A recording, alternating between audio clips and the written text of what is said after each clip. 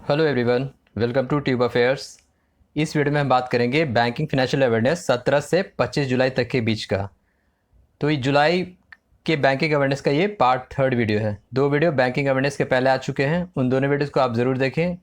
और banking awareness का एक डिफरेंट प्लेलिस्ट है। इसके साथ साथ करंट अफेयर्स के सारे टॉपिक्स के लास्ट के 3-4 मंथ के वीडियोज़ अपलोड कर दिए गए हैं, जिसमें आपको defence military exercise, appointment, awards, honour, recent index ranking, books, authors और ये सब कुछ जितने भी टॉपिक्स हैं उन सभी के लास्ट 3-4 मंथ के वीडियोस अपलोड कर दिए गए। उन सारे वीडियोस का लिंक नीचे डिस्क्रिप्शन में है।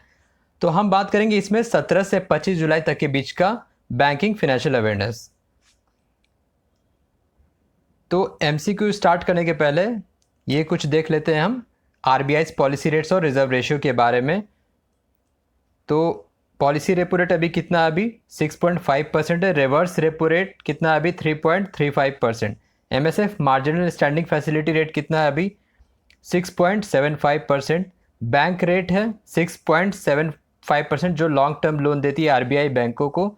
सीआरआर यानी कि कैश रिजर्व रेशियो, सीआरआर है अभी 4.50% और एसएलआर यानी कि स्टैचुटरी लिक्विडिटी रेशियो ये 18% पे। तो ये सारा जो रेट से रिजर्व रेशियो ये डिसाइड होता है मॉनेटरी पॉलिसी कमेटी की जो बैठक होती है, जिसको हेड करते हैं आरबीआई के गवर्नर। और 3 मेंबर्स रहते हैं आरबीआई की तरफ से और 3 मेंबर्स रहते हैं सेंट्रल गवर्नमेंट की तरफ से। तो ये अभी रिसेंट के रेट्स हैं।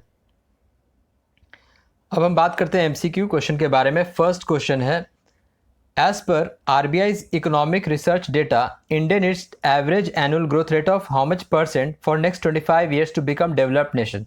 तो आरबीआई का इकोनॉमिक रिसर्च डेटा ये कह रहा है कि भारत को एवरेज एनुअल ग्रोथ रेट कितने % का चाहिए, ग्रोथ रेट अगले 25 सालों में, ताकि वो एक डेवलप्ड नेशन बन जाए इकोनॉमिकली। ठीक है, इकोनॉमिकली वो एक डेवलप्ड नेशन बन जाए।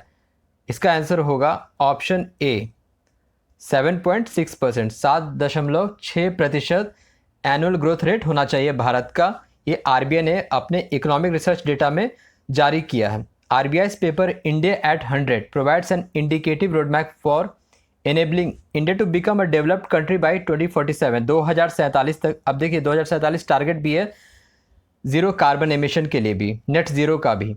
विच would require India's real GDP, gross domestic product, to grow at 7.6% per annum over the next 25 years.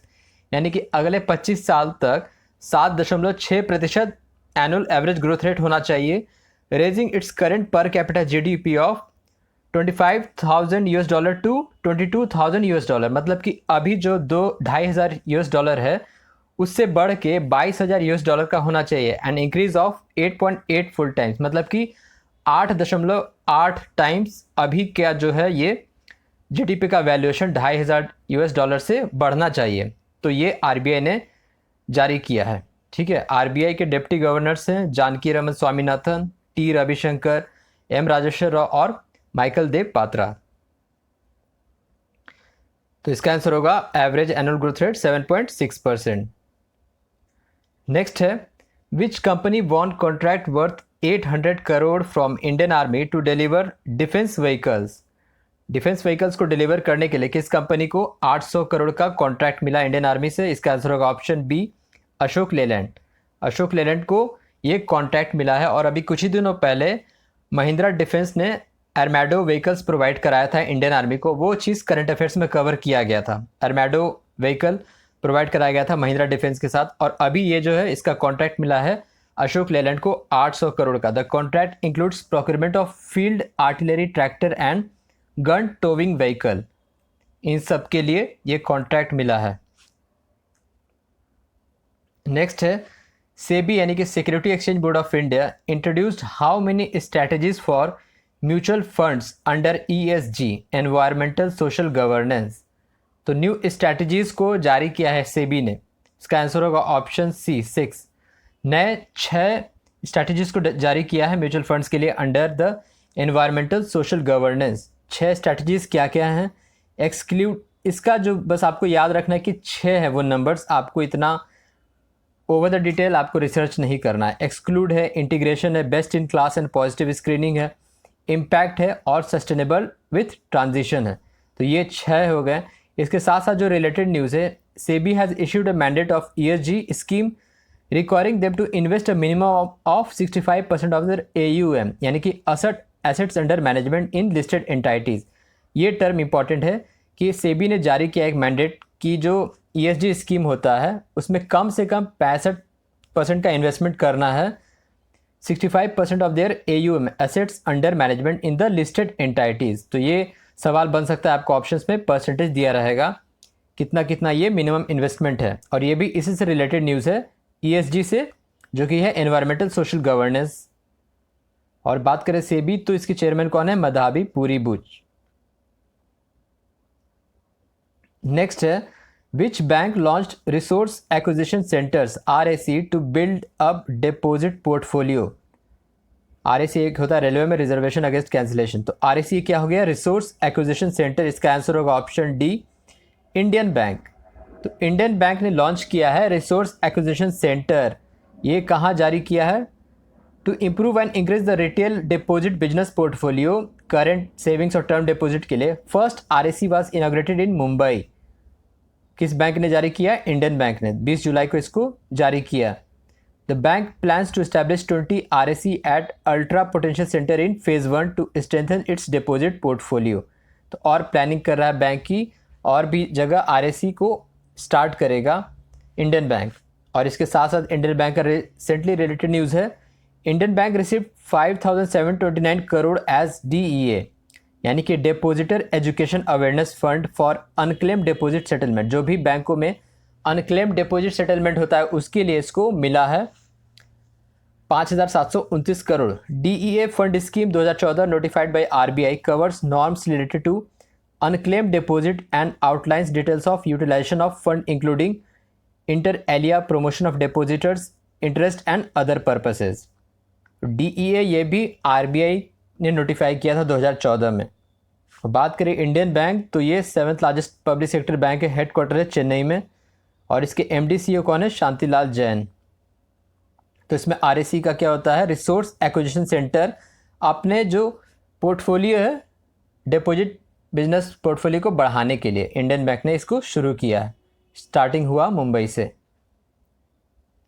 Next है central government approved how much percent interest rate on employ provident fund EPF for physical year 23। तो वित्त वर्ष 2023 के लिए अभी जो चल रहा है कितना अप्रूव किया है सरकार ने इंटरेस्ट रेट ब्याज दर EPF में, एम्प्लॉय प्रोविडेंट फंड में? इसका आंसर होगा ऑप्शन बी 8.15%, 8.15% अप्रूव किया है, जो कि एम्प्लॉय प्रोविडेंट फंड में इंटरेस्ट रेट है इस वित्त वर्ष के लिए 8.15%।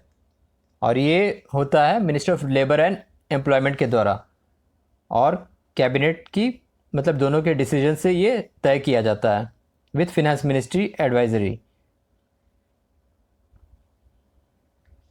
अब कुछ वन लाइनर्स देख लेते हैं। IIFL home finance raised loan of $50 million from US international development finance corporation. तो $50 मिलियन का फंड लोन रेज किया है IIFL होम फिनांस ने US इंटरनेशनल डेवलपमेंट से। नेक्स्ट है NABARD celebrated it's foundation day on 12 जुलाई। 42वां स्थापना दिवस। 1982 में नाबार्ड की स्थापना हुई थी, national bank for agriculture and rural development, NABARD. और अभी इसके चेयरमैन कौन है? शाजी केवी। तो 12 जुलाई 1982 को इसकी स्थापना हुई थी। नाबार्ड हेडक्वार्टर है मुंबई में। और 12 जुलाई को और कौन सा डे होता है?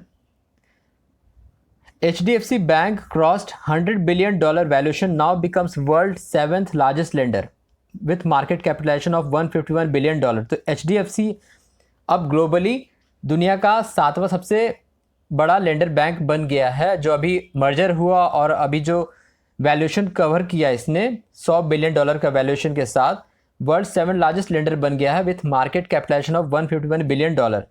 तो कुछ ही बैंक इससे अहेड हैं जो ग्लोबल बैंक है, JP मॉर्गन वगैरह। तो ये सारे बैंक, तो अभी इंडिया की तरफ से सबसे बेस्ट बैंक मतलब इस पोजीशन में आया है ओवर द SBI ऑल्सो। ठीक है, तो अभी टॉप 10 में SBI भी नहीं है इस वैल्यूएशन के साथ। तो HDFC बैंक अभी ग्लोबली 7th लार्जेस्ट लेंडर बन चुका है। नेक्स्ट है India voluntarily contributed $1 million to United Nation for promoting use of Hindi language in UN. तो भारत ने कंट्रीब्यूट किया है $1 million संयुक्त राष्ट्र को for promoting the use of Hindi language in United Nations. तो ये था 17 से 25 जुलाई तक के बीच का बैंकिंग अवेयरनेस। जितना न्यूज़ बनेगा क्वेश्चन भी उतने ही बनेंगे, तो कभी वीडियो लेंदी होता है कभी शॉर्ट। तो आप बाकी के वीडियोस करंट अफेयर्स के जितने भी टॉपिक हैं उन्हें ज़रूर देखें अपकमिंग बैंकिंग मेंस एग्जाम